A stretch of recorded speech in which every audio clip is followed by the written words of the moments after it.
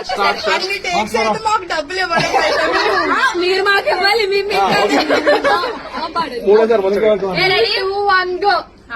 రాముడు లాంటి మీ అన్నయ్యకు నే జానకి నవ్వుతాను, బగల మారి వదినమ్మలతోనే తగువుకునే రాను, దేవత లాంటి అత్తయ్యకు నే తోడుగా ఉంటాను,